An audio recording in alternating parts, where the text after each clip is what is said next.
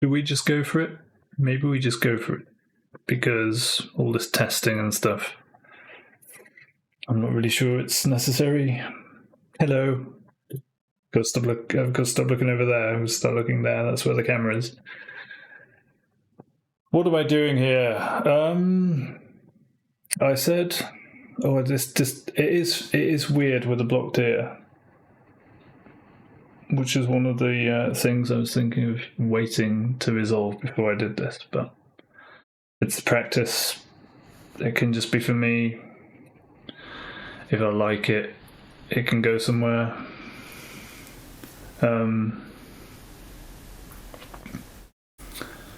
But yes, basically, I wanted to record a monologue just to practice being on camera, practice talking about myself. And also, I guess, to gather my thoughts and make a plan. Reflect, present myself, where I've come from, who I am, my experiences, and what I want to achieve in life now from the rest of my life. Having come out of a period of quite severe depression over the last 4 or 5 years, maybe, which has always been there in the background, it's always been an unease with how society is, how the world works, or how the human race works in the world, because we obviously create the society that we live in, the rules that we live by, the systems that control and manipulate us and shape us and condition us. And basically, because of how society is, I've come to the situation where I became disillusioned with it. The money making, the business side of humanity, and all the pitfalls therein, and all the issues, and because I'm philosophical, I studied philosophy at uni.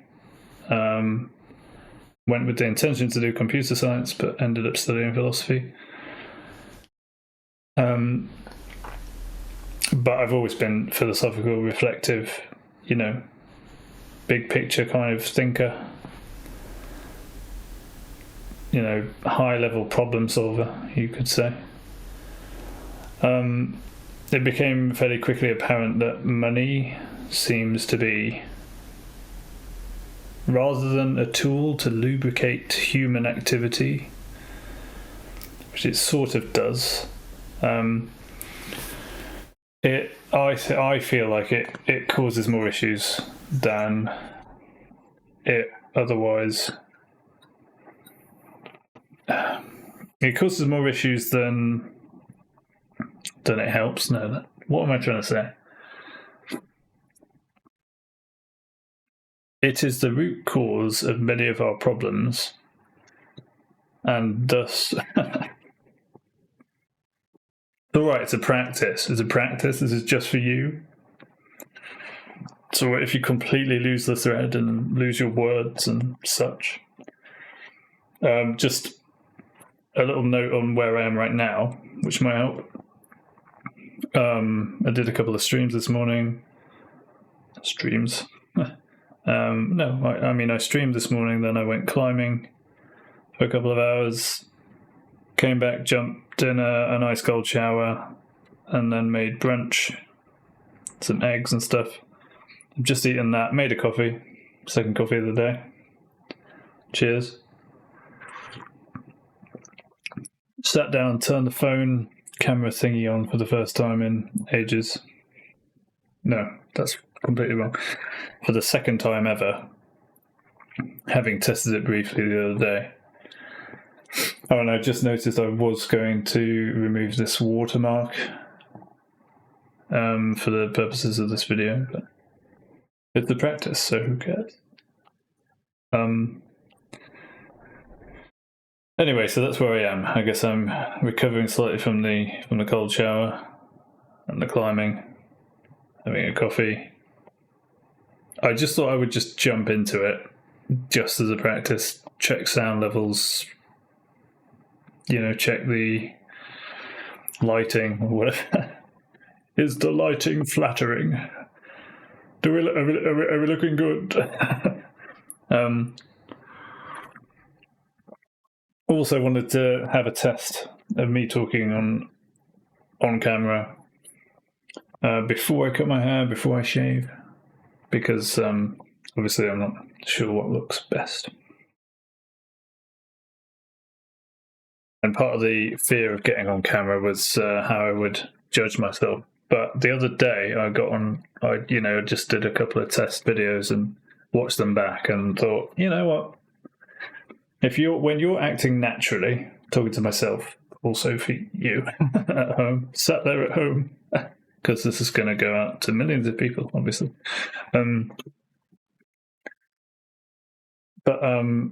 Yeah, when you watch yourself as if you're someone else, sort of thing, you recognise that when you're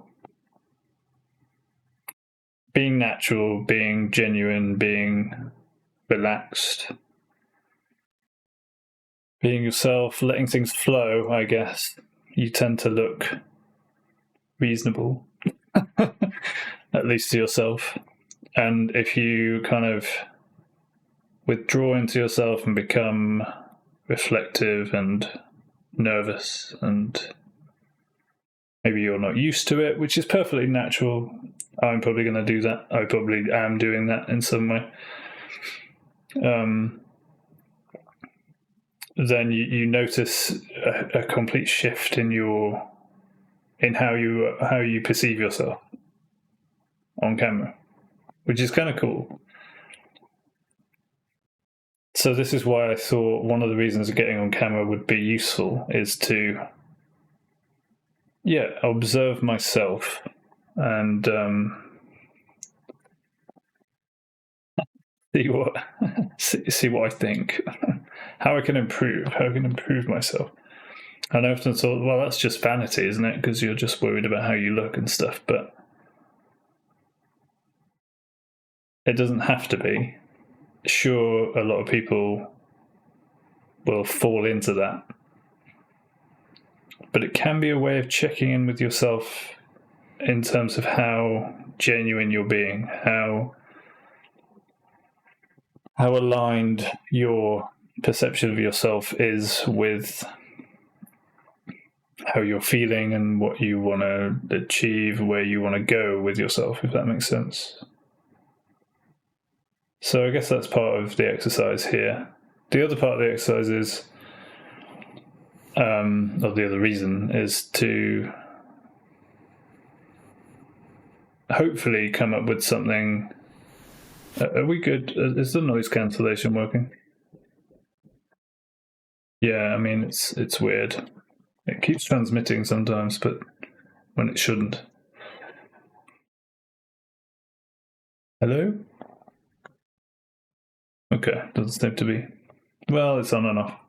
Again, we're still testing. This is still a new setup.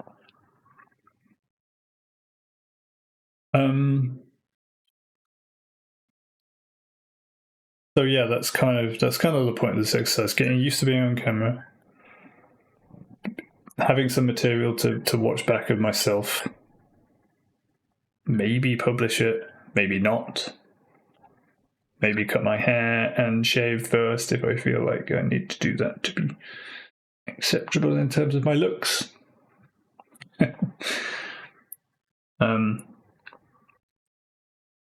Because I'm not the best looking guy, let's face it.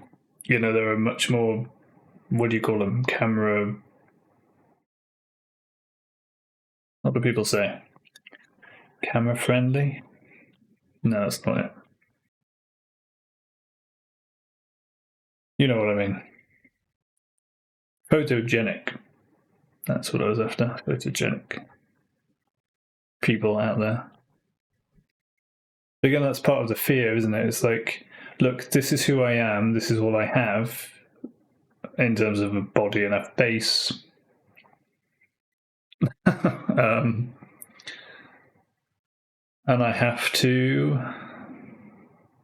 if I'm going to achieve what I want to achieve in the world, or at least try my best for the rest of my life to work towards that goal, which is making the world a better place, thinking of challenging the systems that impede humanity's progress, coming again, like I said earlier, from this high level, top down, big picture, problem solving kind of place that my head is always in, just naturally. I have to learn how to present myself better. And that was part of the reason to start streaming. And I've been streaming, 3-4 months now. And but without a camera. So just talking, but also just playing games. Even though what I really want what I wanted from the Twitch streaming was to somehow create a community to bring the world together and transcend borders and transcend currencies and economies and politics, and found a new, truly democratic system that includes every single human being on the planet, so that we can come together and decide how to organize our activity differently and all have meaning and purpose in our lives. But it all sounds very, the more I say it,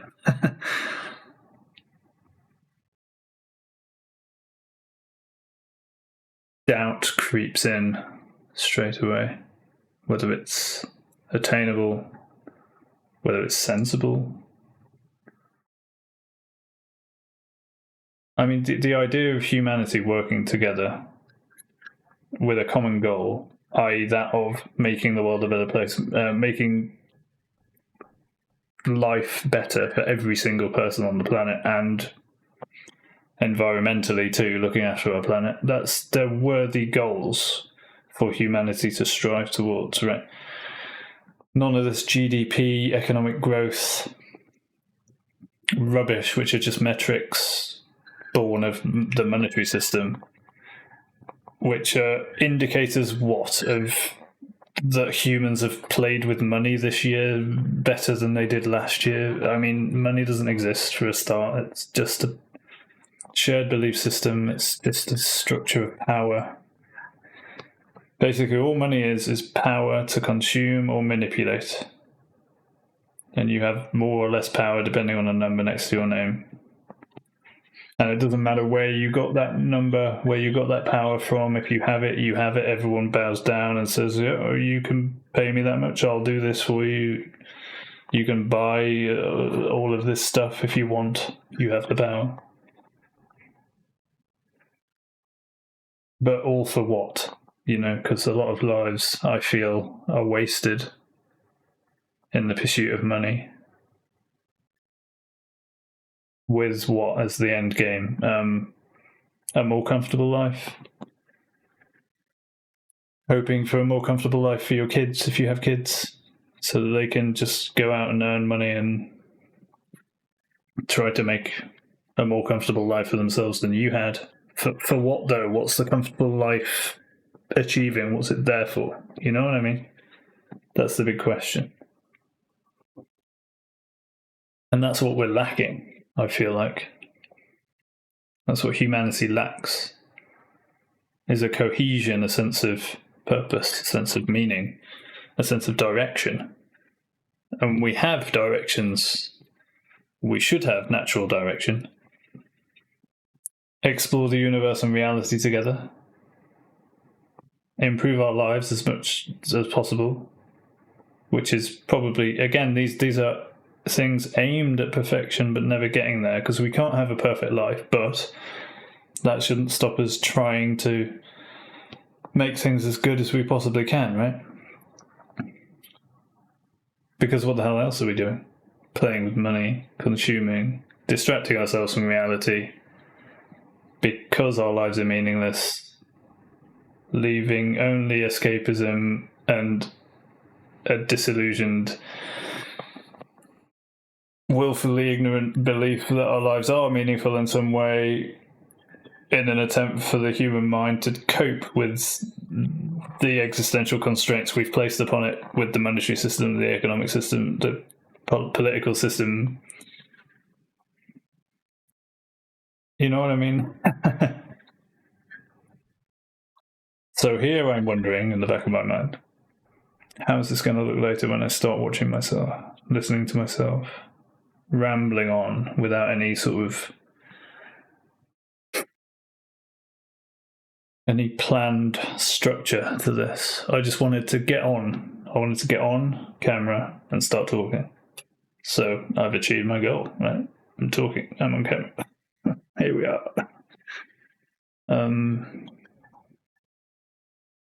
But yeah, like I say, also to kind of introduce myself, my thoughts, what I want to achieve. And I think, we've covered some stuff. 16 minutes in, little coffee break. Cheers.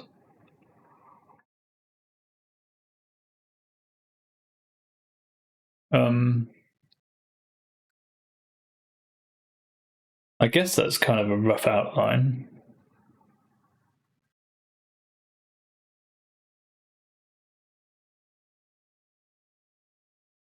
Of where I'm at.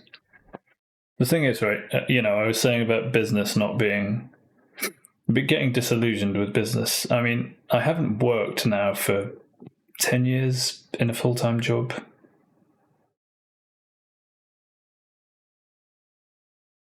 And I'm 41. I haven't worked since I was about 30, 31.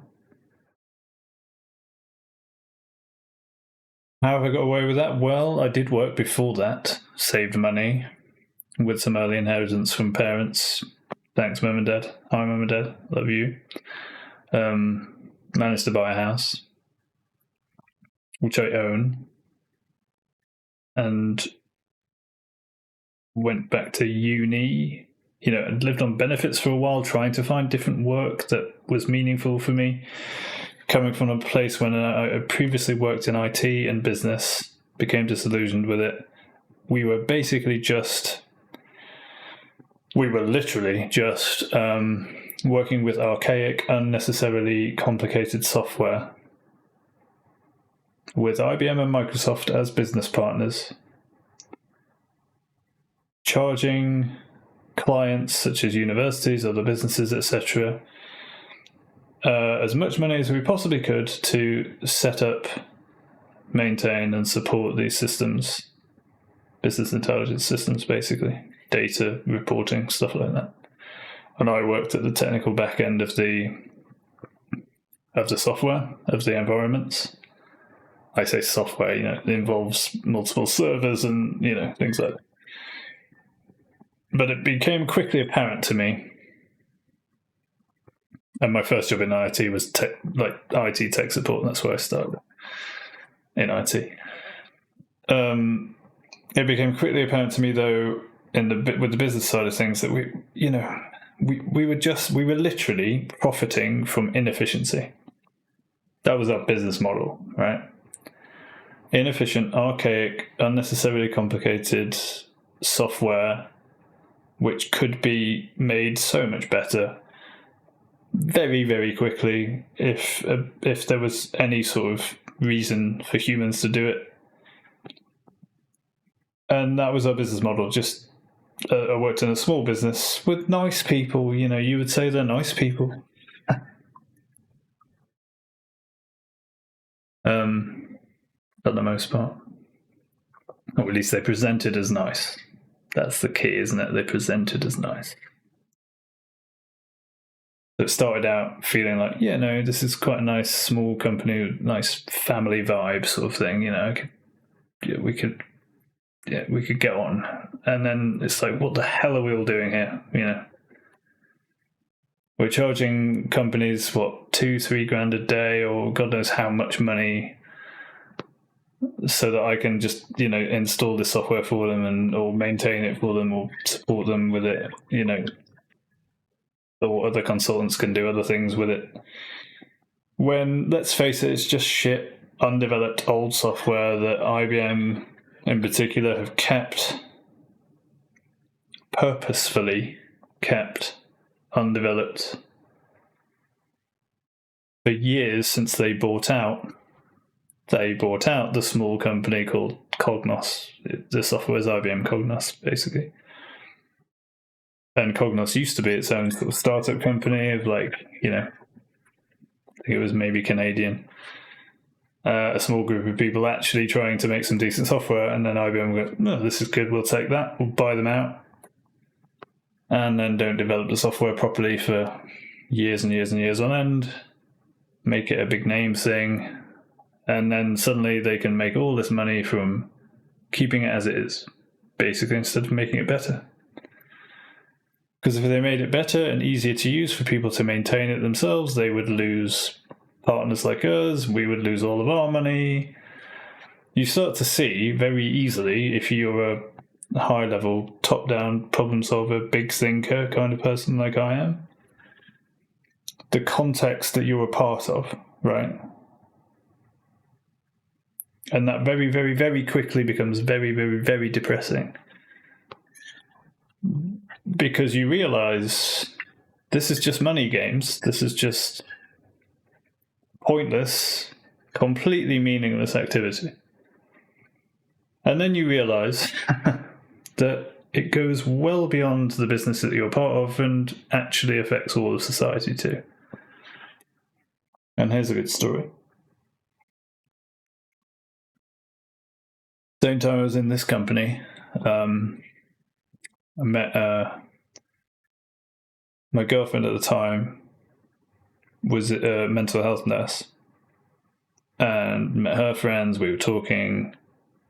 I said, that sounds really, really fascinating. I don't know why, but it seems like it's something I want to do as well, or at least explore. And we started talking about the Samaritans. Samaritans is a UK charity where people can phone up people in distress or despair or having suicidal thoughts or even on the verge of killing themselves. Whatever struggle they're going through, they can call a free phone number, get through to someone, or text or email. And volunteers at the other end, well-trained volunteers, because shout out the Samaritans training team that I was part of, they were great, will support that person by listening more than anything. Just be there for them. And then I started volunteering for the Samaritans and absolutely loved it. Quickly became a team leader, got involved in the recruitment team, was helping out the training team at points. I was getting really involved because I loved it. And it was all for zero money, no money at all, completely voluntary. Shortly after I joined, though, I noticed something strange happening. Initially, it was hard to get shifts because everyone was just signing up for shifts. So you had to book a shift in a month ahead of time or something, which is obviously great. That's what you want. Almost an oversubscription. But then very sort of kind of sharply, it switched into a stranger atmosphere and not enough people signing up for shifts. And it turned out that because there was a new director who I believe came from a business background, she was clearly wanting to do things differently, and that affected the directorate. This is a flattened hierarchy, by the way. Everyone's a volunteer, even the director. No one gets any money for this. Anyway, because of these issues, they were trying to fast-track provisional Samaritans through the system to become full Samaritans so that they could be on shift without needing another full Samaritan to supervise them. Their thinking being that would help fill the shifts, right?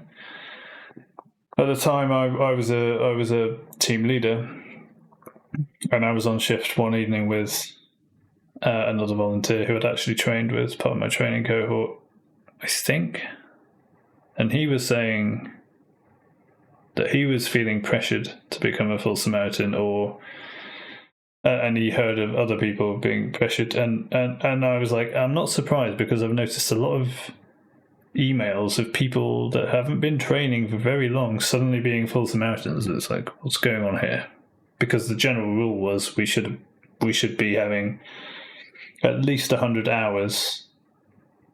I think it was 100, at least 100 hours of being a provisional Samaritan on shift with a full Samaritan supervising before you start thinking about becoming a full Samaritan. And I'm sure there was some like being fast-tracked 20 or 30 hours or something. I was like, there's no way that person's got in 100 hours yet. But, you know, I kind of didn't say anything. But then as a team leader, I'm responsible for the welfare of other volunteers, right? So it came to my attention through hearing this guy speak and other people saying there was this pressure that they felt to become a full Samaritan before they were ready. And I was like, well, that's not good. So I spoke to one of my trainers about it over a pint, invited him for a drink. We chatted about it and said, you know, I'm a bit concerned about this, thinking of going to the directorate about it. And he said, yeah, you probably should, because that's not good. So I did. I sent an email explaining the situation to the director and the director of volunteer care, or at least the director. And then they said, okay, we should talk about this. Shall we have a meeting? And I was like, okay, yeah, great, let's have a meeting. I thought it was going to be just with the director, but in the end it was the director and the director of volunteer care. So I felt a little bit ganged up on in the end. But honestly, to begin with, I didn't mind, because I had no reason to think that there would be anything bad that would come of this. You know, it's talking about trying to make the organisation better, right, for everyone, looking after the volunteers. But I was basically sat down in this meeting, ready to go, thinking, great, let's talk this out. Let's do some good. Let's make things better. And I was basically immediately told quite sternly by the director and the director of volunteer care that I shouldn't stick my nose in where it doesn't belong, and that I should stick to my team leader duties only, even though clearly a team leader duty is to report any issues with their volunteers to the directorate. So I was doing my duty, of course, and reminder, it's a flattened hierarchy, no money is involved whatsoever. And yet it was very clear straight away that they were playing power games and basically saying, do not question our authority, you know. You will not question my authority. Shout out Carmen from South Park. Anyway, I was so shocked that that sort of corruption could be present in a voluntary charitable organisation that's about mental health and well-being, and has a huge, therefore, high focus on the emotional well-being of its volunteers, which an issue of which I was trying to bring to their attention and address, that in such a context, there would still be power games played, and basically I was shot down, and I was so shocked by it that I ended up like literally crying in the meeting, just because I couldn't believe that they were being like this. The director of volunteer care, who I'd got on quite well with, and who just decided not to really say anything and let the director just... I can't even remember what was said in the end. They didn't really respond to me being upset, though. They just sort of let me go. And, well, needless to say, shortly after that, after a good year and a half or 2 years with the Samaritans, really loving the work I was doing for them, I stopped. I didn't feel like I could keep working for them. So, my hours dwindled. I was doing minimum hours for a while, and then I just sort of stopped going. And at no point did they come back to me and say, hey, are you okay? That was a bit rough, if you want to talk about what happened. Nothing. Absolutely nothing. Nothing. So, yeah, there's just an example of corruption coming from society and the monetary system and the conditioning, because I don't want to blame the director for being like that, but if she comes from a business background where authority rules and, but honestly, these people have a lot of work to do on themselves if they want to die happy, it feels like. Because under what in that context you choose to play power games and say nothing of worth or value other than stop questioning our authority. That's it. That was the message. Stop questioning our authority right now. In a voluntary organisation where no one's getting paid and it's supposed to be a flattened hierarchy. Anyway. So it's everywhere. It's ubiquitous. These issues are ubiquitous. These even in a system that's trying to be good for goodness sake and nothing else, it can still be fucked over by people who want to play power games, like it was. So yeah. Then after that, and then going back to uni, studying sociology for a master's. But became disillusioned with the academic system as well, because again, it's more about the money these days. It's more about ticking boxes than actually learning something to make the world a better place and implementing that. So that didn't really go anywhere. Met another girl. Went traveling, because traveling was like the last option for me, I suppose. Went traveling in part. She was German. She is German. I think she's still German. But yeah, ended up going there. Lived in Germany for a while, did some volunteering over there with some kids, another charity. Decided I would buy a panel van and convert it into a camper van so that we could travel around Europe in it together and see where our relationship went. And that was a good project. Shortly after the traveling, she ended up getting a job in management consultancy, using her physics degree to become a management consultant. And I was like, okay, what are you doing at work?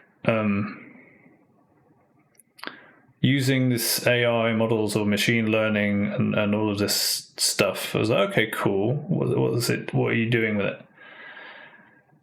Creating a system that can predict rises and falls in energy prices so that energy suppliers know when to raise or lower their prices, staying ahead of the curve so that they can maximize their profits.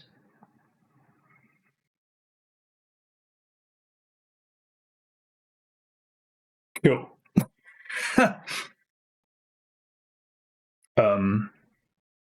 Needless to say, we weren't together that much longer after that. Not because of that. I wouldn't. But basically, the context is kind of everything, isn't it? She would have seen me as someone who didn't have a direction, didn't know what he wanted to do in life. She just wanted to get on, get a job, have a family, without caring about the context. So yeah,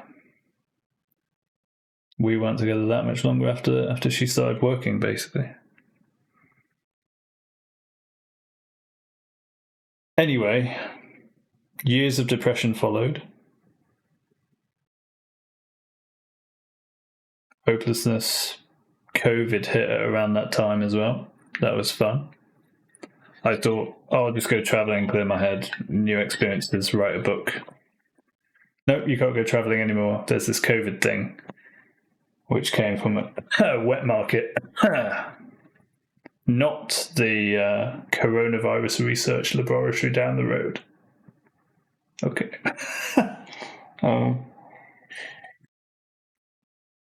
Sure.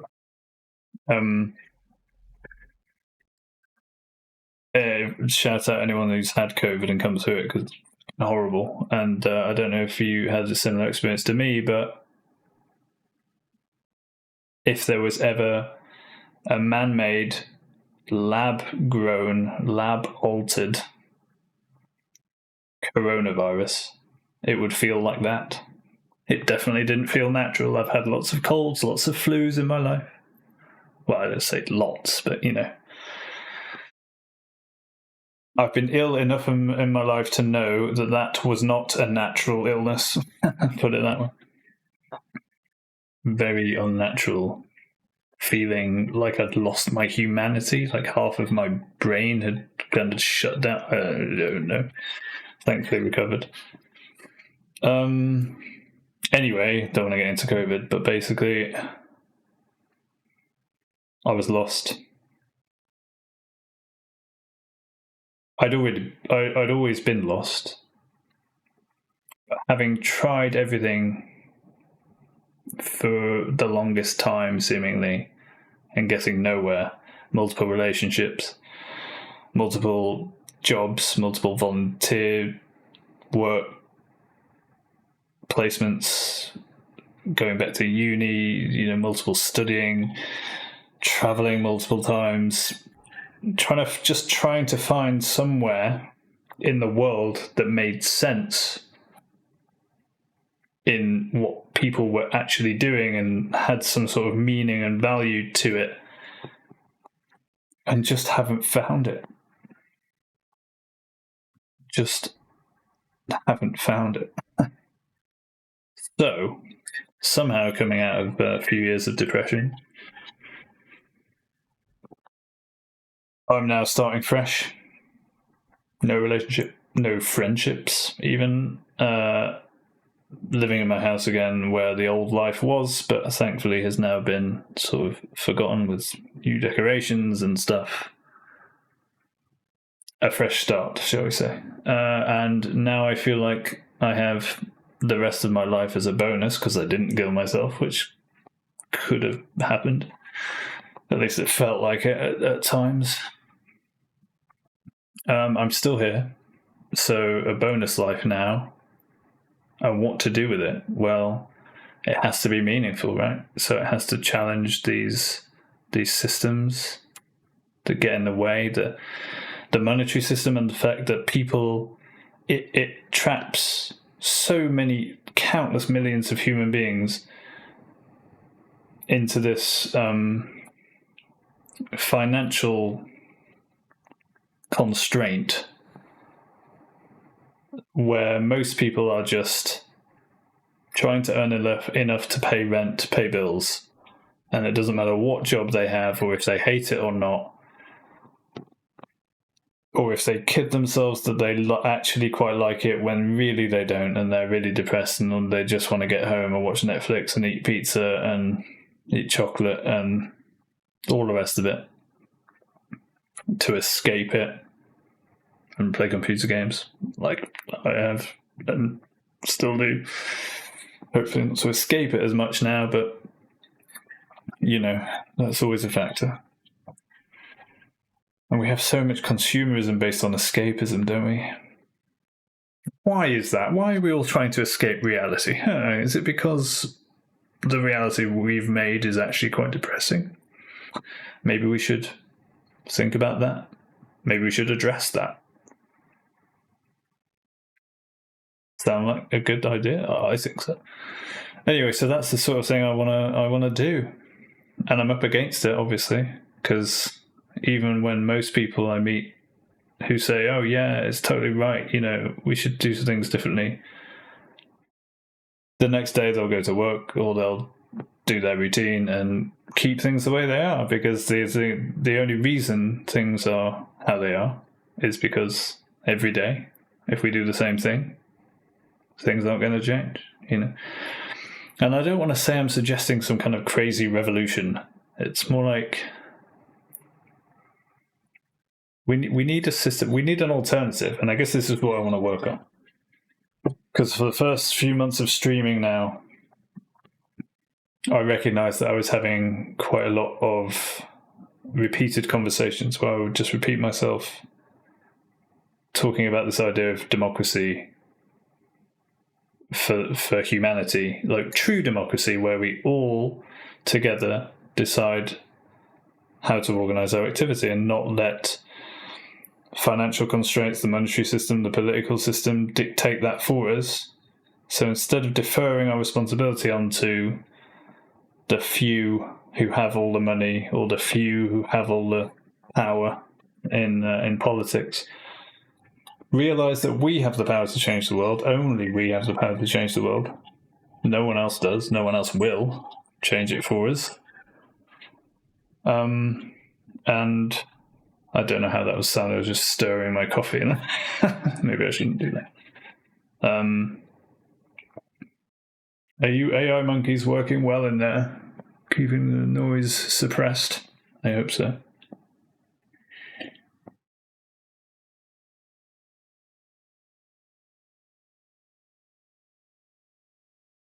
What would the alternative look like? Imagine a world where every single human being, has the maximum amount of opportunity to contribute to humanity and life on Earth and the exploration of the universe and reality that we live in, all of us together. Maximum opportunity to do whatever they want to do, whatever they're curious about, whatever they're naturally motivated for, whatever their natural drive is and interests are, and however they may change and warp and develop over time, there will always be an opportunity for them. Such as me, for example. I would love to work with other people discussing these issues in society and how to resolve them, to literally make the world a better place for every single human being and for life in general. Because that's a worthwhile goal, is it not? But to do that, you have to strip away the monetary system, the power games, like I've been describing. Because it just corrupts. In all of my experience, it just corrupts. If anyone's doing anything for power or money, they're the same thing. Or recognition or fame or greed or whatever it is, and they're not doing it for the love of that thing, because they recognize it's useful and valuable in some way. Or even if they don't, they just love it. Like, you could argue that sport's not really useful, but it is, like, because it's inspiring and it pushes the fringes of humanity in terms of physical ability, right? Thinking about climbing or tennis, the sports I like. Anything, it's good for fitness and it's good for developing the human race. I mean, I love watching tennis evolve over the years, And,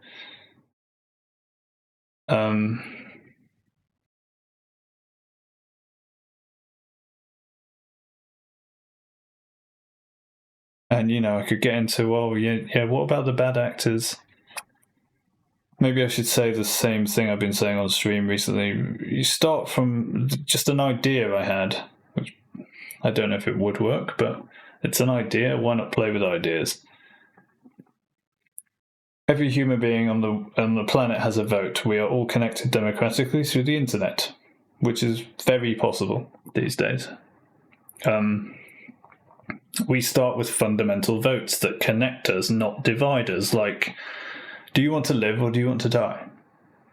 Do you want to live under constant threat of war or violence, or do you want to live in peace to be productive and lead a meaningful life? These sorts of questions, I assume, would foster somewhere around 95% of humanity voting, well, I want to live in peace. I don't want to live under constant threat of dying all the time. Instantly, we're all connected, right? We're all humans. Pretty much all of us want to live and not just die and kill each other. Okay, great. Let's start from there.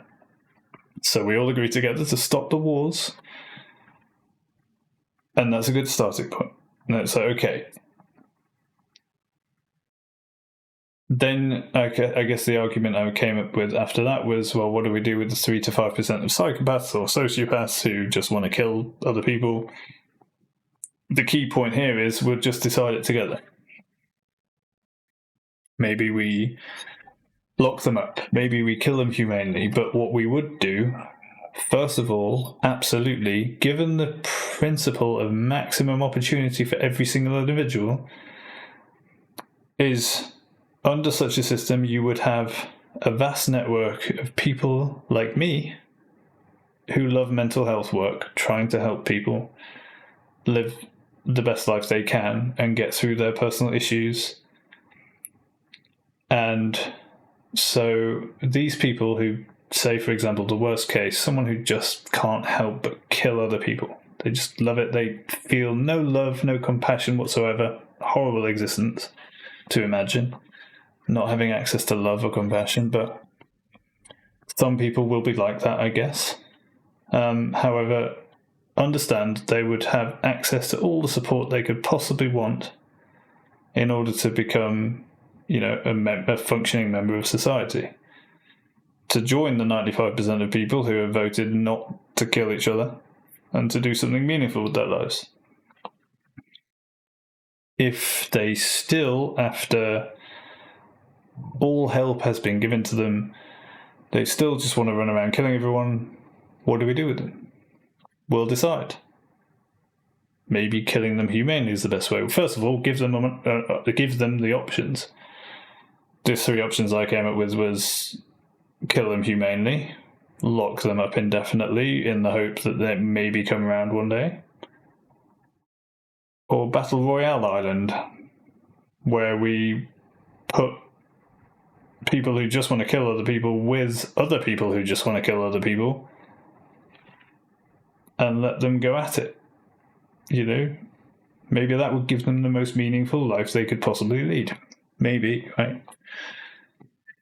The point is, we could decide everything together, and obviously another big thing would be, okay, basic needs met for everybody. Maximum opportunity for every single person on the planet equals everyone needs food, good, healthy food, clean water, suitable living conditions. Okay, great. Let's sort that out for everybody, right? That's a good thing for us to do. Instead of all just sitting in our ivory towers on computers playing with numbers on screens, earning money which doesn't exist in order to be able to go to the supermarket, buy all of our food, buy our electric vehicles, get a new phone every couple of years, computers, laptops, whatever it is, so that we can, watch Netflix and escape reality in comfort until we die. Okay, sure. That's an option too. That's what we're currently doing. But at the other end of that is a lot of human suffering, such as people in the Congo mining for our minerals in order for the Chinese to then make these batteries, in order for companies in the US, for example, to buy these batteries and components to put together a nice gadget to sell to the affluent people in the West. Meanwhile, there are people dying horrible deaths of mine cave-ins and working in horrendous conditions, getting paid less than $1 a day, at the bottom end of the supply chain, which is out of sight, out of mind, because, hey, we just buy our batteries from a company in China.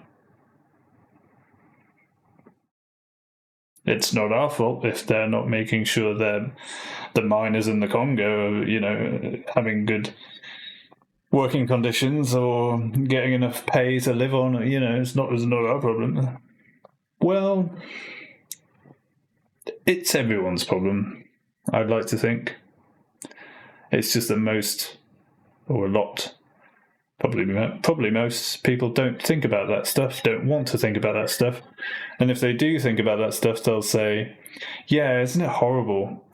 And then the next day they'll go out and buy a new phone or drive their EV home, or, you get the point. Hopefully you get the point. So there are a lot of issues in the world.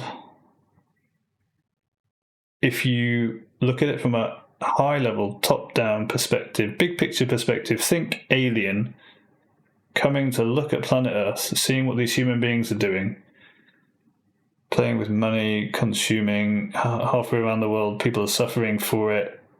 What are they doing with this consumption?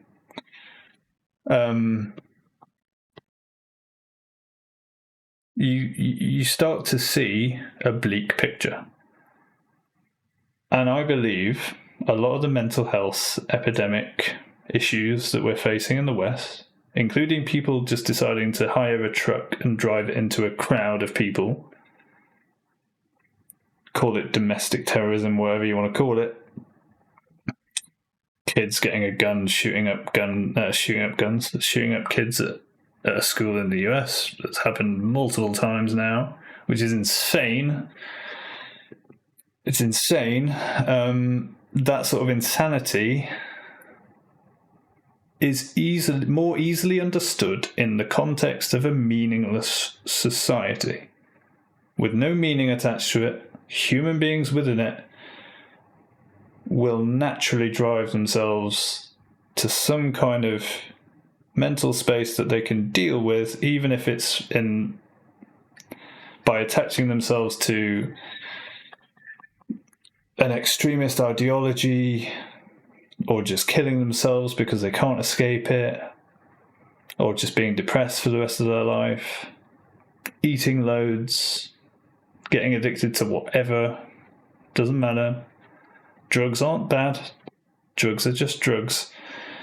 Addiction is a problem, and addiction comes from a lack of meaning and fulfillment in one's life. Trust me, I know. I know.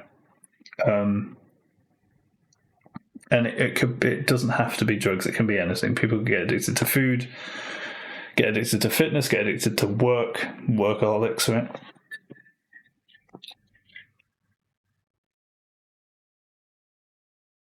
And people can go off the rails quite easily and understandably when the world doesn't really make much sense. Why doesn't it make much sense? Because what we're doing with it and in it isn't making much sense. One certainly doesn't feel like one is part of a meaningful humanity right now, does one? The best possible meaning you can get is subjective meaning from attaching yourself to an ideology or a belief system, such as a religious faith, for example, or not thinking about that stuff. Just maybe some people just don't think big picture, and that's part of the problem as well. It's like, if you're comfortable, you can be the nicest person on the planet, but if you're paying your taxes and you're buying stuff, you're part of the problem, whether you like to think so or not. Anyway, an alternative, like I say, would be in a society of maximum opportunity for every single human being on the planet. With our current levels of technology, we would innovate faster than ever before because people would be free to innovate. No money, remember, no power games, just do what you want to do and do it as good as you can do for as long as you want, change whenever you want. I'm sure there will be enough people in food production. I'm sure there will be enough people in healthcare. I'm sure there will be enough people doing all the work we need to. If not, we can say, look, we need more people to do this. And then if people don't naturally do that and we really need it doing, we might have a problem, but at least we can decide what to do about it together, you know? Right, do we force people to do it for us? Or do we offer some incentives for people who do it? What could they be? I don't know. The point is, I don't know all the details, but what I do know is there are potentials for better systems out there. And I'm not talking about communism versus capitalism. They're all constrained in current monetary and political systems of thought. One needs to take oneself out of any box, any ism, any categorization, and think objectively about things. That's what I do. And then you can start thinking, actually, yeah, things could easily be different, you know. Actually, yeah, the monetary system is causing more strife than it's causing good in the world. Maybe we should revise it. What else could there be? And that's exciting, right? Everyone would have an exciting, adventurous life. It sounds simplistic, but like I say, there are many details and many issues and many problems to solve within that alternative system. But that's great, because human beings are problem solvers. Let's go. Let's have fun with it, you know? Let's see what we can do. Let's see what we can achieve together. Let's see if we can get to Mars. Let's see if we can start mining asteroids. Let's see what kind of a planet we can live on, how good we can make Earth, how proud we can all be of it, and how excited we can all be for ourselves and our kids and everyone else to be part of life on Earth and what it's achieving, having finally gotten over its power games and its financial, meaningless struggles. We can together explore the universe in peace and find out what's next in the chapter of humanity on planet Earth. And that, my friends, is coming up to an hour, almost 58 minutes. And I thought to myself, you know what, no matter what happens today, just sit down and talk on camera for an hour. And then you've got some material. No matter how you look, maybe you should shave, maybe you should cut your hair. Just do it, man. Just do it. Practice it. Get some material down. Complain about it later. Tweak the settings, whatever you need to do. And we've done it. 58 minutes, 18 seconds. You know, pretty much bang on an hour. And obviously there's lots to talk about, and I even started thinking about potentially, can a business be set up so that everyone invests in it, i.e. using their money to vote, to the point where everyone's invested in one company for humanity, for the betterment of humanity, and then we can just decide we don't need money anymore. There are ways forward. I want to explore them. I want to invite anyone else to explore them with me, or indeed, if anyone else is exploring them, to invite me to join them. We can make the world a better place. I want to do that for the rest of my life. I've got a bonus life now, and I can't think of anything better to do with it. I certainly can't go back to just earning money for my own benefit, because it's tragic. And I'm all about meaning now, so let's see what comes of it. Okay, thank you for listening. If anyone's listening, if I do publish this, we'll see. And watch this space, or indeed make it a better place. All right. Take care, everyone. Be kind to each other.